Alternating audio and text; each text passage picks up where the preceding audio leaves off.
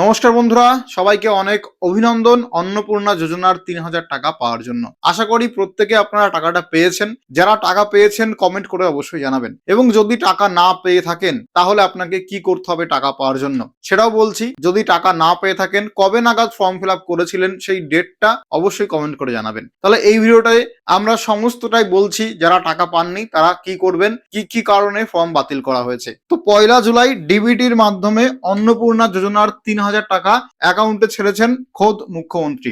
এবারে তাহলে আমরা চলে আসি অনুষ্ঠানের মূল পর্বে, অর্থাৎ কিনা এবারই হবে সেই ডিরেক্ট ব্যাংক ট্রান্সফার, অর্থাৎ কিনা অন্নপূর্ণা যোজনার উপভোক্তাদের ব্যাংক অ্যাকাউন্টে সরাসরি পৌঁছে যাবে এই ৩,০০০ টাকার মাসিক সুবিধা। মাননীয় মুখ্যমন্ত্রীকে অনুরোধ জানাবো।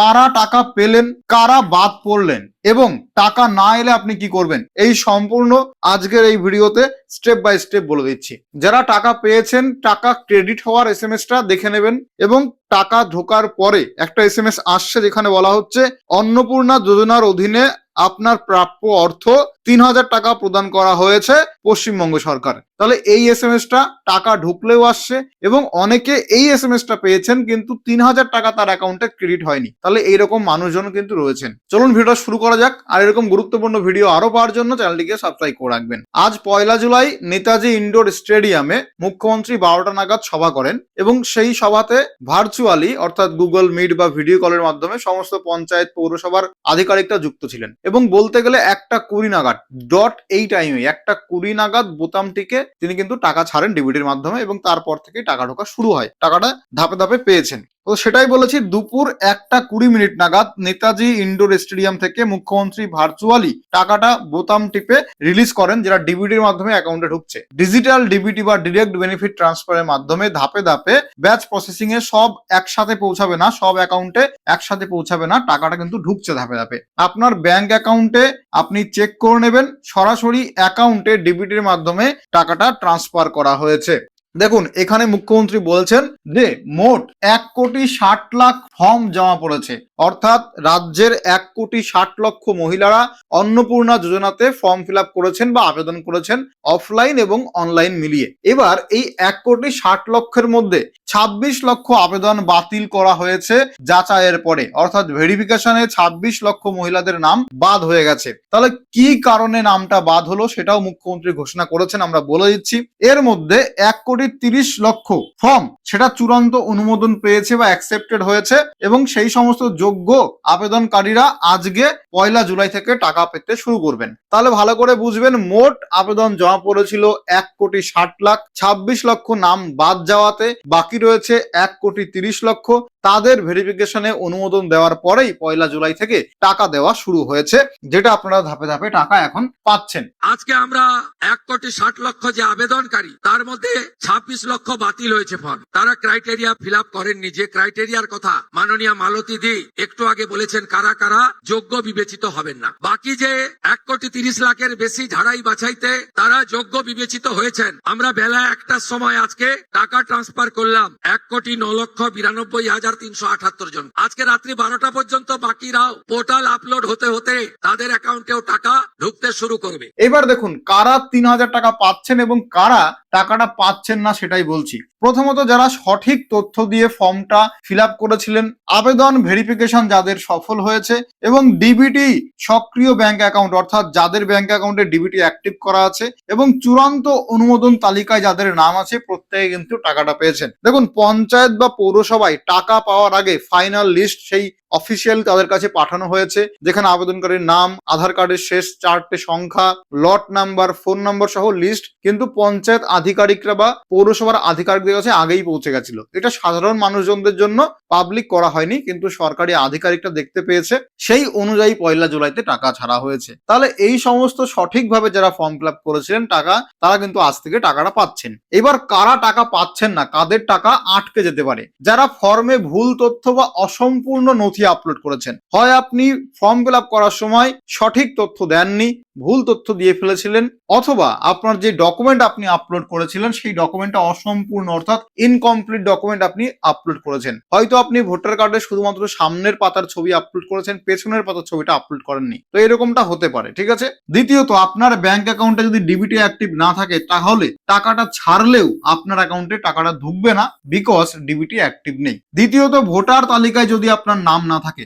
সবাই জানেন যে 2026-এ এসআইআর এর পরে ফাইনাল যে ভোটার লিস্ট পাবলিশ হয়েছে, ওই ভোটার লিস্ট অনুযায়ী টাকা দেওয়া হবে। যদি ওই ভোটার লিস্টে আপনার নাম থাকে তাহলে আপনি এখানে টাকা পাবেন। আর আরেকটা কথা বলা হচ্ছে, যদি ভোটার লিস্টে আপনার নাম না থাকে কিন্তু আপনি সিএ তে বা ট্রাইব্যুনালে অ্যাপ্লাই করেছেন, কিন্তু আপনার মামলাটা এখনো নিষ্পত্তি হয়নি, তবু আপনি টাকাটা পাবেন। যতদিন না ওই সিএ বা ট্রাইব্যুনালের রেজাল্ট দেয় ততদিন আপনি টাকা পাবেন। যদি রেজাল্ট দেয় এবং আপনার নাম সফলভাবে আবার ভোটার লিস্টে উঠে যায়, তাহলে আপনি টাকা পাবেন, কারণ আপনি ভারতীয় নাগরিক। যদি ট্রাইব্যুনাল বা সিএ তে অ্যাপ্লাই করার পরেও আপনার নাম ওঠেনি, তাহলে তো আপনি ভারতীয় নাগরিক নন, এই হিসাবে বিবেচিত হবেন এবং আপনাকে এই টাকাটা দেওয়া হবে না। তাহলে মামলা নিষ্পত্তি না হওয়া পর্যন্ত টাকাটা পেতে থাকবেন। এছাড়া আরো যে সমস্ত যোগ্যতা রয়েছে সেই শর্ত যদি পূরণ না করেন তাহলে টাকা পাবেন না। তাহলে এই ক্যাটাগরির মানুষজন টাকাটা পাচ্ছে না।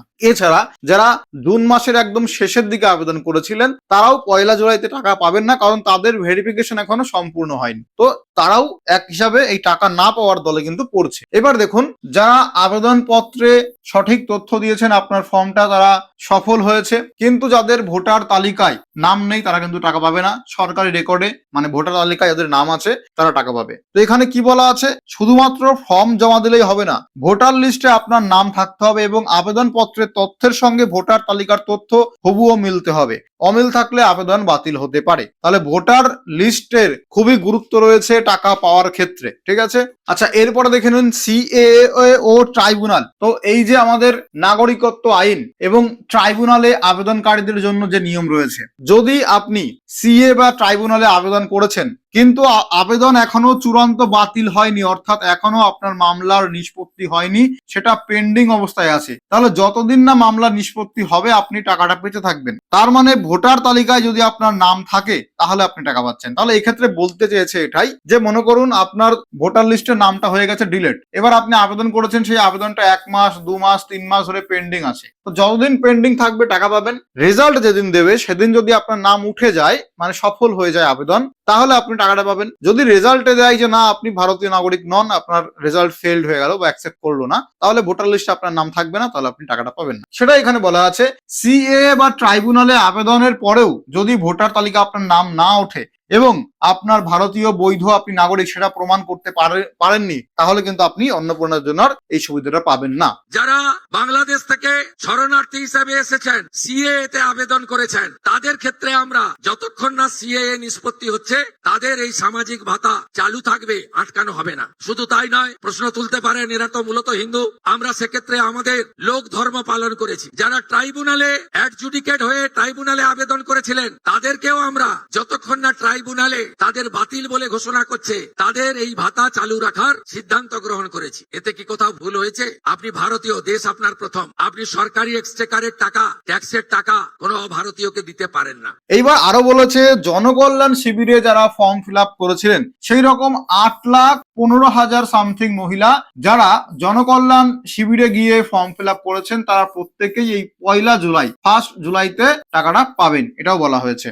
সেটাই বলেছে, জনকল্যাণ শিবিরে জমা দেওয়া অফলাইন আবেদনগুলো যাচাই করা হয়েছে, যাদের ফর্ম সঠিক তারাও অ্যাকাউন্টে টাকাটা পাচ্ছেন। এছাড়া অফলাইনে যারা ফর্ম ফিল আপ করেছেন জনকল্যাণ শিবিরে গিয়ে, তারা কিন্তু টাকাটা পাবেন। আমরা 4 দিন ব্যাপী যে জনকল্যাণ শিবির করেছিলাম, এই জনকল্যাণ শিবিরে 8,15,000 দিদি এবং বোন অন্নপূর্ণা যোজনায় নাম নথিভুক্ত করেছিলেন। খুশির খবর, আজকে যাদেরকে টাকা ট্রান্সফার হলো তাদের মধ্যে জনকল্যাণ শিবিরে আসা 8,15,000 প্রত্যেকেই তাদের অ্যাকাউন্টে টাকা পেলেন। শুধুমাত্র ভারতীয় নাগরিকদের জন্য এই টাকা দেওয়া হবে। শুধুমাত্র যোগ্য ভারতীয় নাগরিকই এই টাকা পাবেন।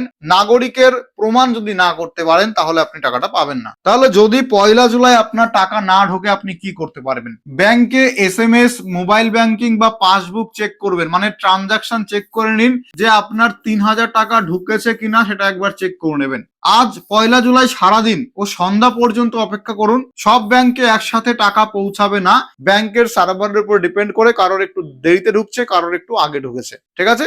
তারপর দেখুন, আগামীকাল একবার ব্যাংক অ্যাকাউন্ট চেক করবেন। 1 জুলাই দুপুরবেলা এই টাকাটা ছেড়েছে, আপনি 2 জুলাই দেখবেন এবং 3 জুলাই দেখবেন। এই 3 জুলাই বা 3 জুলাইয়ের মধ্যে টাকা আপনার অ্যাকাউন্টে ঢুকে যেতে পারে। তারপরেও যদি টাকা না আসে তাহলে আপনি সরাসরি বিডিও বা ব্লক অফিসে যোগাযোগ করতে পারেন।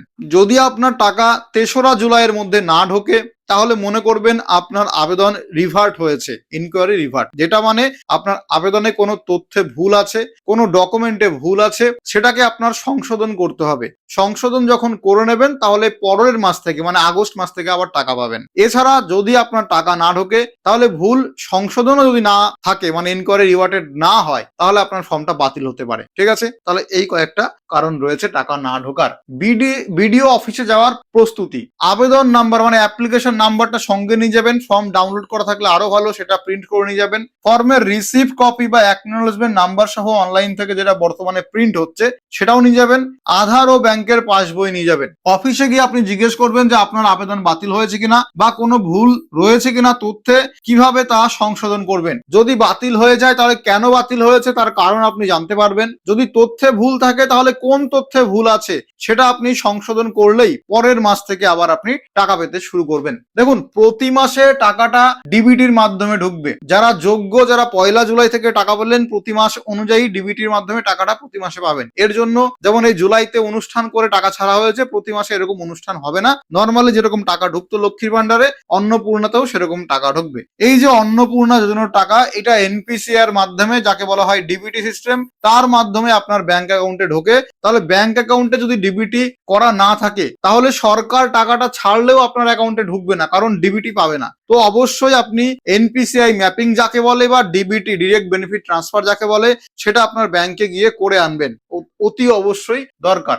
তাহলে 1.30 কোটি মানে 1,30,00,000 কোটি অ্যাকাউন্টে আজকে টাকা পাঠানো শুরু হয়েছে 1 জুলাই থেকে। ভোটার লিস্টে আপনার নাম না থাকলে কোনো মতেই টাকা পাবেন না। এছাড়া ডিবিটি না থাকলে টাকাটা পাবেন না। আপনার স্ট্যাটাস বর্তমানে আপনি চেক করতে পারবেন না, কারণ সেই অপশনটা বর্তমানে অ্যাভেলেবেল নেই। তাহলে যদি আপনি টাকা না পান তাহলে ওয়েট করবেন 3 জুলাই পর্যন্ত।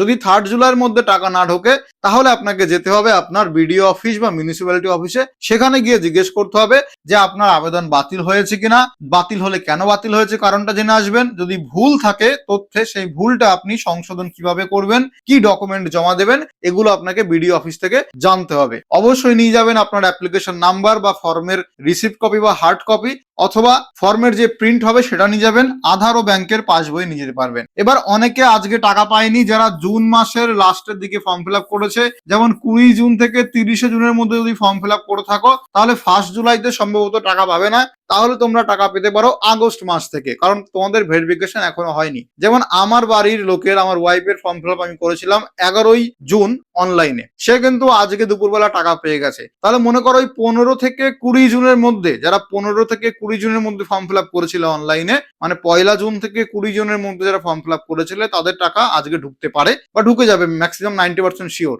কিন্তু 20 জুন থেকে 30 জুন, জুন মাসের লাস্টের 10 দিনের মধ্যে যারা ফর্ম ফিল আপ করেছো তাদের টাকাটা সম্ভবত আগস্ট মাসে ঢুকতে পারে। তো কমেন্ট করে অবশ্যই জানাবেন কবে আপনি ফর্ম ফিল আপ করেছিলেন এবং আপনি টাকা পেয়েছেন কিনা, এবং যারা টাকা পাননি তারা কবে ফর্ম ফিল আপ করেছেন, অনলাইন নাকি অফলাইনে, সেটাও আমাদেরকে কমেন্টে জানাবেন যদি টাকা না পেয়ে থাকেন। তাহলে ভিডিওটা কেমন লাগলো, যদি ভালো লাগে লাইক করুন, শেয়ার করুন বন্ধু বান্ধবের সঙ্গে, আর চ্যানেলটিকে সাবস্ক্রাইব করে রাখুন, ফেসবুক পেজটিকে ফলো করে রাখুন। ধন্যবাদ, দেখা হবে পরবর্তী ভিডিওতে।